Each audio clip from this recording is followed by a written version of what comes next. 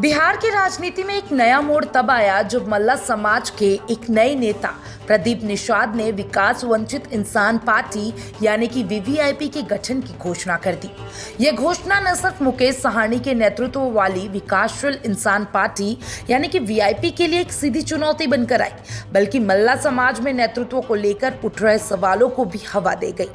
दिलचस्प बात यह है कि प्रदीप निषाद कभी मुकेश साहनी के करीबी और उनके निजी सहायक रह चुके हैं।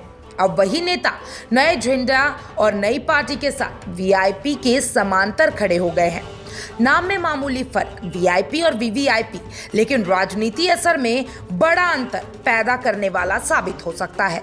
मल्ला समाज जो बिहार के कई जिलों में निर्णायक भूमिका निभाता है, अब दो पार्टियों के बीच बंट सकता है।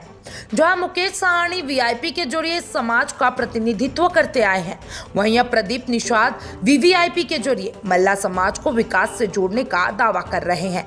प्रदीप ने स्पष्ट किया कि उनकी पार्टी बिना गठबंधन के चुनाव लड़ेगी और 70% टिकट मल्ला समाज के उम्मीदवारों को देगी।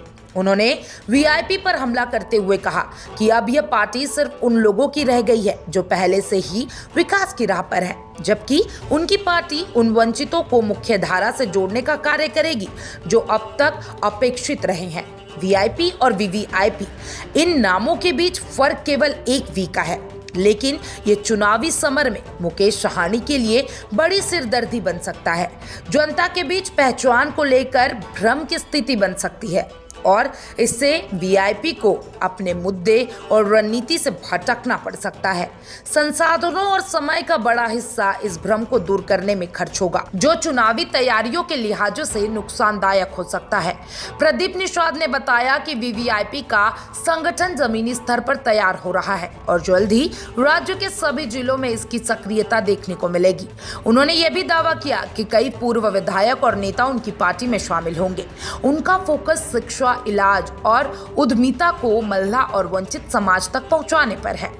वहीं दूसरी ओर महागठबंधन में शामिल मुकेश साहनी जहां 60 सीटों की मांग कर रहे हैं, वहीं खुद को मुख्यमंत्री पद के लिए भी प्रोजेक्ट कर रहे हैं। लेकिन वीवीआईपी की एंट्री ने उनकी रणनीति को अस्थिर कर दिया है।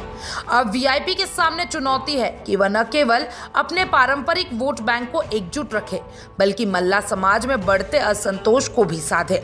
बिहार की राजनीति में वीआईपी बनाम वीवीआईपी की यह लड़ाई महज नाम की नहीं है, बल्कि ये नेतृत्व, पहचान और जनाधार की सियासी जंग है।